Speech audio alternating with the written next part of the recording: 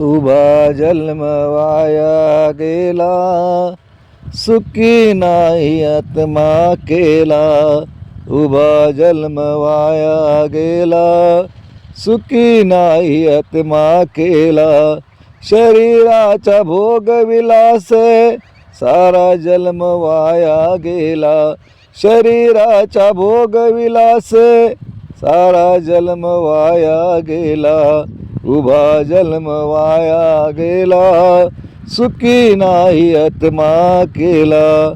बोल सद्गुरु माता सुदीक्षा सविंदर हरदेवजी महाराज की जय. निरंकारी राजमाता गुरुवचन अवतार की जय. प्रेमाने बोला धन्यंकारजी. धन्य आज दिन संत दर्शनाचा अनंत जन्मीचा शीन गेला. मज वाटे त्याशी आलिंगन द्यावे आणि कधी न सोडावे चरण तयांचे. कारण ह्या संत महात्म्यांची सत्संग कोट्यवधी पुण्यांचे राशी एकत्र आल्यानंतर तो एक स्वर्गीचे ते देव इच्छिती सकळ. मनुष्य जन्म तरी मिळावा एक वेळ मनुष्याचा जन्म मिळाला म्हणून स्वर्गीच्या देवी देवता उपासना करून गेलेल्या आहे. जी स्वर्ग उपासना केल्यानंतर सुद्धा एक स्वर्गाचं ठराविक सुख संपल्यानंतर परत त्याला ह्या भूतलावरती यावं लागतं. मग वास्तविक पाहता प्रत्येक वेळी तुमचं आमचं जीवन जगत असताना आजचा मानव मात्र ह्या भक्ती करत असताना प्रत्येकाची भक्ती चाललेली आहे, भक्ती करत नाही असा एकही व्यक्ती नाही. जगामध्ये दोन गोष्टी आहेत. पहिली गोष्ट नास्तिक आणि आस्तिक. मग नास्तिक कुणाला म्हणायचं की भगवंत जगातच नाही, याला नास्तिक म्हणायचं. आणि भगवंताचं अस्तित्व जगामध्ये आहे त्या गोष्टीला आस्तिक म्हणायचं. मग तसं पाहायला गेलं तर आस्तिकांची संख्या भरपूर आहे. परमात्मा जगामध्ये आहे ह्या गोष्टीचं प्रत्येकाला आज ज्ञान आहे. परंतु त्या ज्ञानाच्या माध्यमातून प्रत्येक वेळी आज साधू संतांचा भक्तीच्या माध्यमातून इतिहास चालला तर प्रत्येक संत महात्मा एक वाडवडिलांना सांगितल्याप्रमाणे भक्ती करत होता. ज्या परंपरेप्रमाणे भक्ती करत होता त्या परंपरेच्या माध्यमातून तो आराधना करायचा. आणि आराधना करत करत करत वास्तविक पाहता ते त्याचं देह हे गाठतच होता. परंतु आज तुमच्या आमच्या जीवनामध्ये जीवन जगत असताना प्रत्येक वेळी प्रत्येकालाच वाटतं की माझ्या जीवनामध्ये सुख शांती समाधान प्राप्त झालं पाहिजे. नवे नवे परमात्म्यानं देवानं ईश्वरानं मला साक्षात्कार झाला पाहिजे, माझं दर्शन झालं पाहिजे. मग वास्तविक पाहता तुमच्या आमच्या जीवनामध्ये जीवन जगत असताना प्रत्येकालाच वाटत असते की माझ्या जीवनामध्ये तो परमात्मा प्राप्त व्हावा. भक्ती करणारा हा प्रत्येकच भक्ताला वाटत असते की माझ्या जीवनामध्ये परमात्म्याची भेट व्हावी. परंतु साधू संत सांगतात की जे जे धर्मस्थापनेचे नर ते ते भगवंताचे अवतार. मागे झाले पुढे होणार हे देणे भगवंताचे. की जे जे ज्यावेळेस धर्माचा ह्रास होतो, अधर्म ह्या भूतलावरती माजतो, त्यावेळेस समयाला आवश्यकतेनुसार परमात्मा ज्याला देव म्हणतात तो सगुण रूपामध्ये मनुष्याचा देह धारण करून सद्गुरू रूपामध्ये अवतरित होतो. आणि आज ह्या युगामध्ये समर्थ सद्गुरू सुदीक्षा महाराज आज निरंकारी मिशनच्या माध्यमातून आज अवतरित आहेत. आणि जे प्रभू रामचंद्र श्रीकृष्ण परमात्मा नानक मीराबाई जनाबाई नवे नवे जेवढेही साधुसंत ह्या भूतलावरती होऊन गेले, ज्यांनं त्या परमात्म्याला आळवलं आणि आळवून त्या परमात्म्याची भेट घेतली आणि केवळ तो एक मार्ग त्यांना लिहून ठेवला गेला. म्हणून संत सांगतात की मार्ग दावून गेले दयानिधी ते संत येणेशी पण ते जाशी तऱ्हेने होय गुंपा कोटे काही. की साधू संत सांगतात की बाबा रे, आम्ही ज्या मार्गाने गेलो आहे त्या मार्गाने तू जर आलास तर तुझ्या भक्ती मार्गातला गुंता सुटून जाईल. पण आजचा मनुष्य मात्र त्याला समजवण्यासाठी हरिपाठामध्ये त्या दोन व्यक्ती 2 ओळी त्या ज्ञानेश्वर माऊलींना दया आली म्हणून त्यांनी त्या ओळी देखील वर्णन केलं की मनोमार्गी गेला तो तेथीची मुकला आणि हरिपाठी स्थिरावला तोची धन्य. की आपापल्या मनाप्रमाणे जो तो भक्ती करतोय, परंतु साधू संतांना भक्ती कोणती केली, वेद उपनिषद काय भक्ती सांगतात, ग्रंथामध्ये कोणत्या गोष्टीचा आधार घेतलेला आहे, ग्रंथांचं वाचन चालू आहे, पारायण चालू आहे, संपूर्ण भक्ती चालू आहे, परंतु त्या ग्रंथामध्ये काय अध्ययन केलं आहे, नेमकं ज्ञानेश्वर माऊलींनं त्या ज्ञानेश्वरीमध्ये काय वर्णन केलं आहे, ह्या गोष्टीकडे आजचा मनुष्य मात्र पाहत नाही. केवळ वारकरी संप्रदायाच्या माध्यमातून, नाथ संप्रदायाच्या माध्यमातून, धारकरी संप्रदायाच्या माध्यमातून अनेक भक्ती चालू आहे. ज्ञानेश्वरी तोंडपाठ आहे, हरिपाठ तोंडपाठ आहे, परंतु हरिपाठामध्ये देखील वर्णन केले हरीच्या दासा हरी दाही दिशा भावे तैसा हरी एक म्हणून सांगितलंय. नवे नवे दुसऱ्या बाजूनं साधू संतांनी सांगितलंय की एक आम्ही गाहू विठोबाचे नाव अनेकांचं काम नाही आता. मग दुसऱ्या बाजूनं सांगितलं एक आत्मा जाण जीव शिव समान वाया तू दुर्गमी घालन म्हण. मग दुसरीकडे न पाहता एक परमात्मा आहे. शिर्डीचे साईबाबा देखील त्यावेळेस सांगून गेली की सबका मालिक एक, परंतु निरंकारी मिशन सांगतं की पहिला उसको देख, की त्या परमात्म्याला पाहून घ्या. मग आज भूतलावरती प्रत्येकानं सांगितलं असेल की परमात्मा हा एक आहे. आज तसं बघायला गेलं सृष्टी परमात्म्यानं निर्माण केली, 83,999,999 योनींची निर्मिती केली आणि परमात्मा स्तब्ध झाला. आणि स्तब्ध झाल्यानंतर त्याच्या लक्षात आलं की बाबा रे, आपण तर सगळी ही योनी निर्माण केली, परंतु आपल्याला जाणणारा, आपल्याला ओळखणारा ह्याच्यातला एकही योनीमध्ये घटक नाही आहे.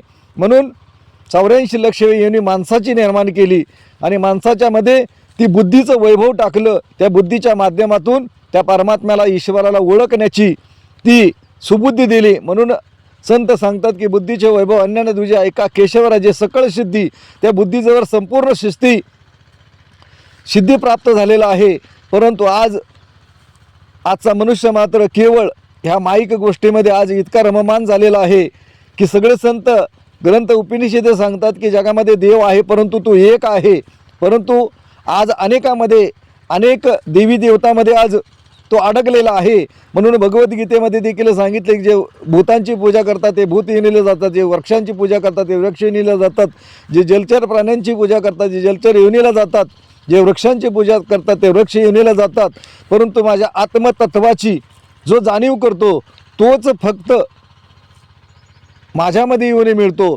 आणि त्याच गोष्टीसाठी आज केवळ हे संत महात्मे निरंकारी मिशनचे वरडून सांगतात की बाबा रे, देव घ्या पुका, देव घ्या पुका, न लगे रुका मोल काय. त्यावेळेस तुकाराम महाराजांना आवाज दिला होता की फुकट घ्या, परंतु त्यावेळेस देखील तुमच्या आमच्यासारखा समाज होता. देव न लगे साठवणीचे, तुम्ही देव द्यायला आलाय पण आमच्याकडे ठेवायला जागा नाही.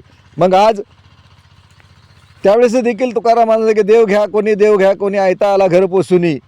परंतु त्यावेळेस तुकाराम महाराजांना देखील त्यावेळेस त्या समाजानं स्वीकार केलेला नाही. मग आज निरंकारी मिशनचे संत महात्मे सांगतात की बाबा रे, इथं या श्रद्धेच्या बदल्यामध्ये तुम्ही ते एक परमात्मा असणारा, एक देव असणारा तो ब्रह्मज्ञानाच्या माध्यमातून तो समजून घ्या, आत्मसाक्षात्काराच्या माध्यमातून समजून घ्या.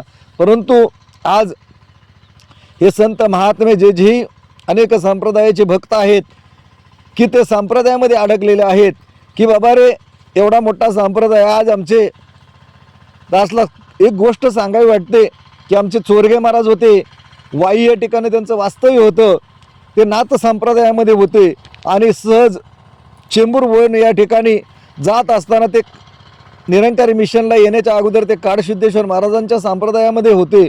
आणि चेंबूर वळणच्या गेटवरती एक वाक्य लिहिलेलं होतं की ब्रह्माची प्राप्तीने ब्रह्माची समाप्ती. ती एक वाक्य त्या महात्म्यानं वाचलं आणि केवळ नक्कीच इथं ब्रह्म म्हणजे परमात्मा ह्या गोष्टीचं त्यांना आकलन होतं. मग ते गेट उघडून आतमध्ये गेले आणि त्यांच्याबरोबर भरपूर असे शिष्य होते. त्या संप्रदायामध्ये ते गुरु म्हणून गादीवरती होते. आणि ज्यावेळेस त्यांना ऋषी व्यासदेवजी महाराज तिथं आज विराजमान होते आणि त्यांना प्रश्न विचारला गेला की इथं जे गेटवरती लिहिलं आहे की ब्रह्माची प्राप्ती आणि ब्रह्माची समाप्ती, हे मला ब्रह्म प्राप्त होईल का? ते त्यावेळेस का नाही होणार म्हणून सांगितलं महात्म्यांना. त्यावेळेस म्हणले बरं ठीक आहे, हे प्राप्त झाल्यानंतर तुम्ही मला काय देणार? ऋषी व्यासदेव संत महात्मे स्वार्थी असतात, ऋषी व्यासदेव महाराज म्हणले तुम्ही काय देणार? तर म्हणले माझ्या 3000 शिष्यांचा संप्रदाय आहे, त्या संप्रदायासहित मी या निरंकारी मिशनच्या सद्गुरूच्या चरणावरती शरण या. त्यावेळेस हरदेव सिंग महाराज युगदृष्टा सद्गुरू विराजमान होते.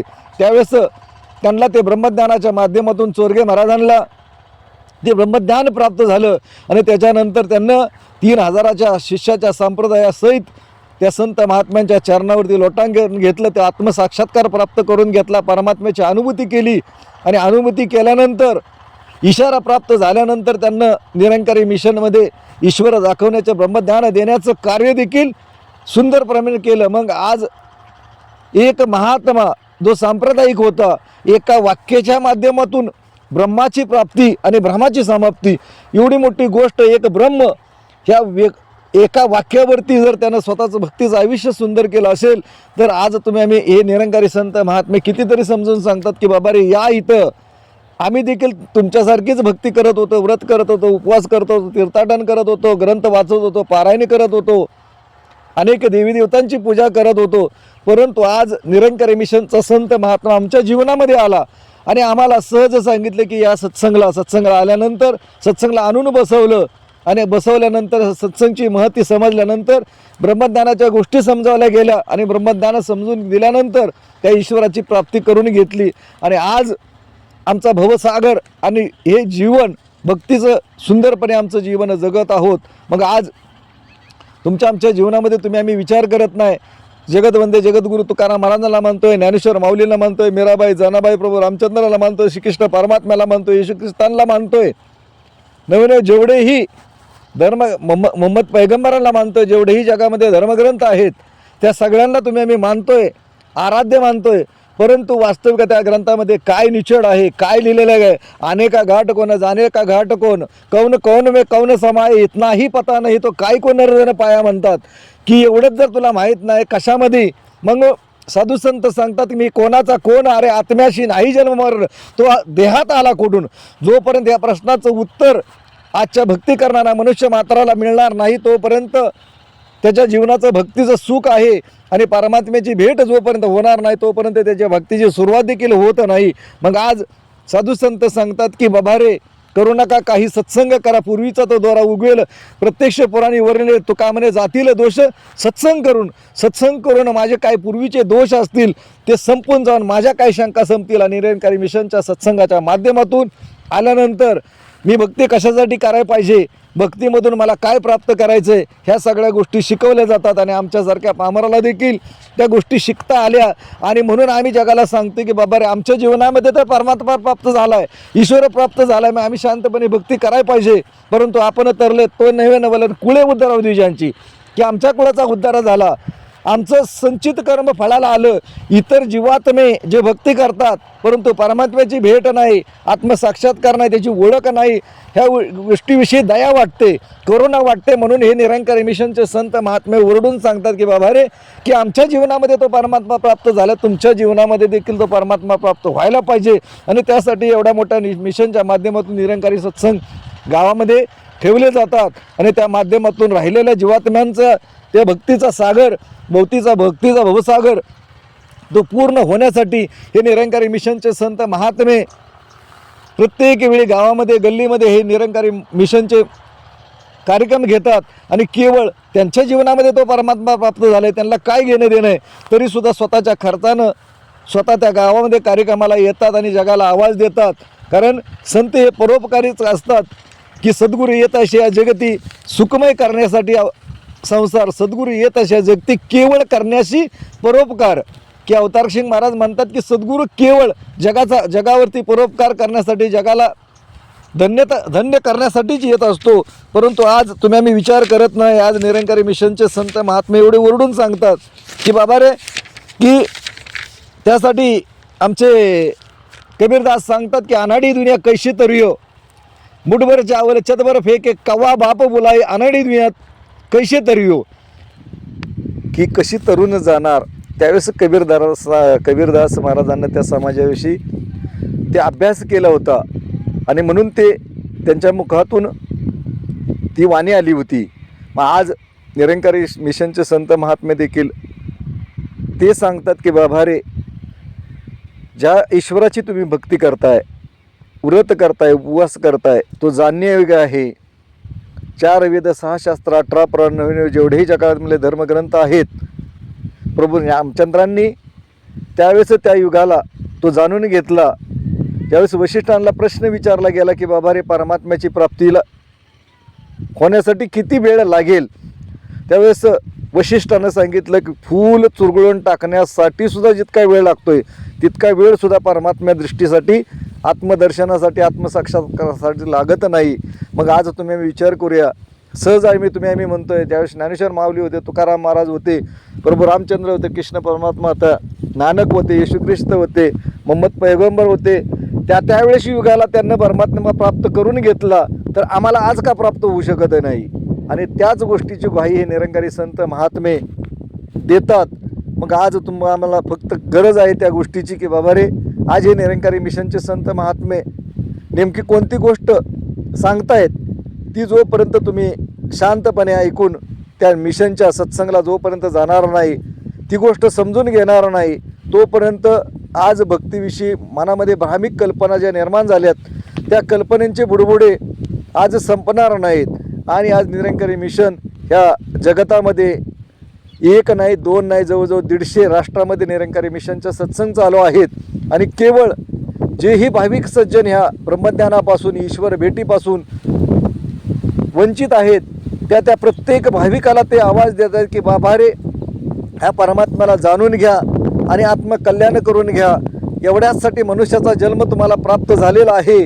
मग आज त्या गोष्टीची निरंकारी संत महात्मे ग्वाही देतात, बाबा रे, आता तरी पुढे हाची उपदेश नका करू नाश आयुष्याचा, बरे स्वते बांधा पारखून गाठी, धन्याचा तो माल मी तर वाहमाल भार वाही. केवळ हे ब्रह्मज्ञान देणारा समर्थ सद्गुरू आहे. दास केवळ एक हमाल म्हणून तुम्हाला हे सांगण्याचा प्रयास करतोय आणि सद्गुरूने ती अरदास करतो की बाबा रे, भूतलावरती जेवढेही जीवात्मे आहेत, जेवढेही सृष्टीवरती भक्ती करतायत, मग त्या कुठल्याही रूपामध्ये असू द्या, की सद्गुरू तुम्ही कृपा करा, दया करा, दयेचे करुणाकार आहात, तर ती कृपा करा आणि त्या प्रत्येक भक्त मंडळीला, प्रत्येक संत महात्म्यांना त्या ब्रह्मज्ञानाच्या माध्यमातून, तुमच्या स्वरूपाच्या माध्यमातून ती ओळख करून द्या. आणि ज्या भक्तीसाठी ते, तुमच्या ईश्वराच्या भक्तीसाठी ते भक्ती करतायत, ते तुमचं स्वरूप ज्ञान, तुमची ओळख करून त्यांचा देखील आत्मकल्याणाचा मार्ग सुखकर करा आणि त्या भक्तीचं सुख आहे त्यांच्या देखील झोळीमध्ये प्राप्त हो, हीच तुमच्या चरणी आराधना. प्रेमाने बोला, धन्यंकारजी.